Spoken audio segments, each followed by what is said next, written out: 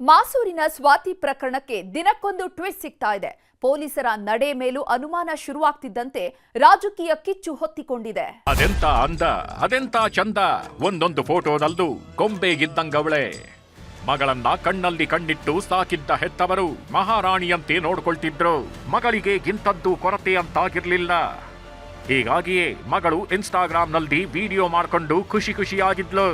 ಇಡೀ ಓಣಿ ಜನರ ಪಾಲಿಗೂ ಮನೆ ಮಗಳೇ ಆಗೋಗಿದ್ಲು. ನಲ್ಲನ ಹಿಂದೆ ಬಿದ್ದಿದ್ದಳು ಮಾಸೂರು ಚಲುವೆ. ಹಾವೇರಿ ಜಿಲ್ಲೆಯ ಮಾಸೂರಿನ ಮಾಸದಂತ ಚಲುವು ಈಕೆಯದ್ದು. ಹಾಲ್ಗೆನ್ನೆಯಾಗಿ ಹೆಣ್ಮಗಳಿಗೆ ಅಂದವೇ ಆಭರಣ.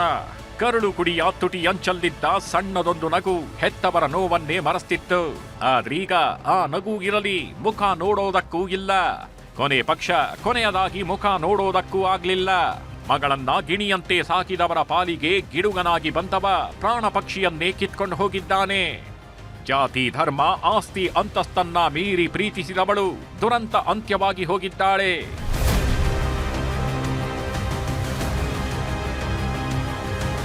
ಮಾಸೂರಿನ ಸ್ವಾತಿ ಕೊಲೆ ಪ್ರಕರಣದಲ್ಲಿ ದಿನಕ್ಕೊಂದು ಟ್ವಿಸ್ಟ್ ಸಿಗ್ತಿದೆ. ಇಡೀ ಪ್ರಕರಣದ ಸುತ್ತ ಪೊಲೀಸರ ಮೇಲೆಯೇ ಅನುಮಾನ ಮೂಡೋದಕ್ಕೆ ಶುರುವಾಗಿದೆ. ಪೊಲೀಸರು ಮಾಡಿದ್ದು ಅದೊಂದು ಬೇಜವಾಬ್ದಾರಿತನ. ಕರುಳು ಕುಡಿಯನ್ನ ಕೊನೆ ಬಾರಿ ನೋಡೋ ಅವಕಾಶವನ್ನು ಕಿತ್ಕೊಂಡಿದೆ. ಹೊತ್ತು ಹೆತ್ತು ಬೆಳೆಸಿದ ತಂದೆ ತಾಯಿಗೆ ಮಗಳ ಮುಖ ನೋಡೋದಕ್ಕಾಗ್ಲಿಲ್ಲ. ಇಡೀ ಮಣ್ಣು ಹಾಕಿ ಅಂತ್ಯ ಸಂಸ್ಕಾರ ಮಾಡೋದಕ್ಕೂ ಆಗ್ಲಿಲ್ಲ. ಪೊಲೀಸರ ಬೇಜವಾಬ್ದಾರಿಯಿಂದ ಮುದ್ದು ಮುಖದ ಚಲುವೆ ಅನಾಥ ಹೆಣವಾಗಿ ಹೋದ್ಲು.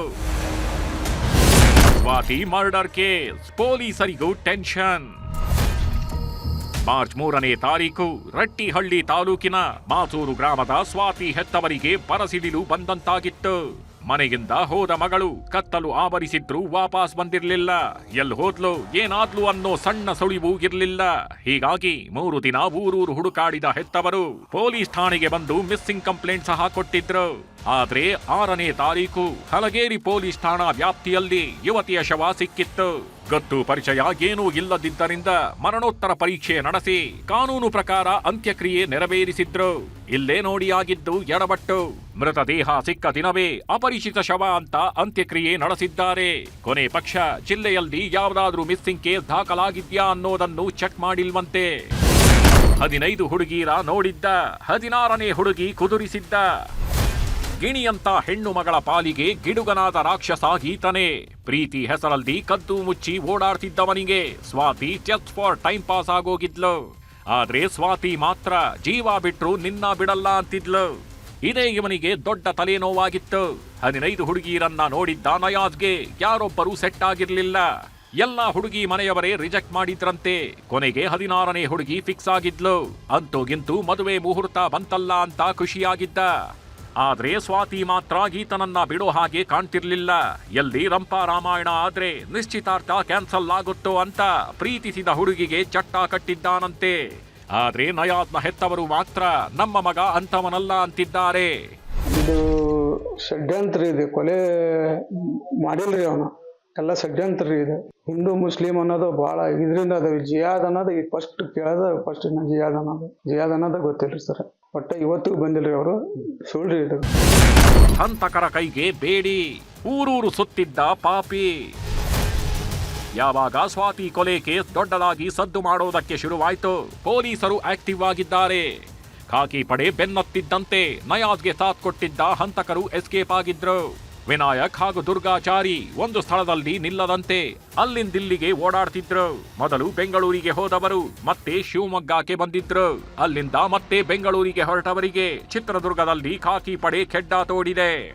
ಇಬ್ಬರಿಗೂ ಬೆಂಡತ್ತಿ ಬಿಸಿ ನೀರು ಕಾಯಿಸ್ತಿರೋ ಖಾಕಿ ಪಡೆ ಆರೋಪಿ ನಯಾಜ್ನನ್ನ ಕರೆತಂದು ಸ್ಥಳ ಮಹಜರು ಮಾಡಿದ್ದಾರೆ. ಸ್ವಾತಿ ಹತ್ಯೆ ಪ್ರಕರಣದಲ್ಲಿ ಲವ್ ಜಿಹಾದ್ ವಾಸನೆ ಬರ್ತಿದ್ದಂತೆ ಹಿಂದೂ ಪರ ಸಂಘಟನೆಗಳು ಕೆರಳಿ ಕೆಂಡವಾಗಿವೆ. ಹಾವೇರಿ ಎಸ್ಪಿ ಭೇಟಿ ಮಾಡಿದ ಪ್ರಮೋದ್ ಮುತಾಲಿಕ್ ಕಟ್ಟುನಿಟ್ಟಿನ ಕ್ರಮ ಕೈಗೊಳ್ಳುವಂತೆ ಮನವಿ ಮಾಡಿದ್ದಾರೆ. ಅಷ್ಟೇ ಅಲ್ಲ, ಇದು 100ಕ್ಕೆ 100 ಲವ್ ಜಿಹಾದ್ ಅಂತ ಕಿಡಿಕಾರಿದ್ರು. ಇದರ ಬೆನ್ನಲ್ಲೇ ಸಂಸದ ಬಸವರಾಜ ಬೊಮ್ಮಾಯಿ ಸ್ವಾತಿ ಮನೆಗೆ ಭೇಟಿ ನೀಡಿ ಸಾಂತ್ವನ ಹೇಳಿದ್ರು. ಕೊಲೆ ಮಾಡುವಂತ ಮಾನಸಿಕತೆ ಇದೆಯಲ್ಲ, ಇದು ಬಹಳ ಡೇಂಜರಸ್ ಇದೆ. ಇದನ್ನ ತಡೆಯುವಂಥ ಪ್ರಕ್ರಿಯೆ ಪೊಲೀಸ್ ಇಲಾಖೆಯವರು ಮಾಡಬೇಕು. ಜೊತೆಗೆ ಕೋರ್ಟು ಬಹಳ ಸೀರಿಯಸ್ ತಗೊಂಡು ಇಂಥ ಕೇಸ್ಗಳಲ್ಲಿ ಕೂಡಲೇ ಶಿಕ್ಷೆ ಆಗುವಾಗ ಮಾಡಬೇಕು. ಕೊಲೆ ಪ್ರಕರಣ ರಾಜಕೀಯ ಸ್ವರೂಪ ಪಡೆಯುತ್ತಿದೆ. ಒಟ್ನಲ್ಲಿ ಪ್ರೀತಿಸಿದ ಹುಡುಗನೇ ಬೇಕು ಅಂದವಳು ದುರಂತ ಅಂತ್ಯವಾಗಿ ಹೋಗಿದ್ದಾಳೆ. ನಾಗರಾಜ್ ಮಾಕಾಪೂರು, ನ್ಯೂಸ್ 18 ಹಾವೇರಿ.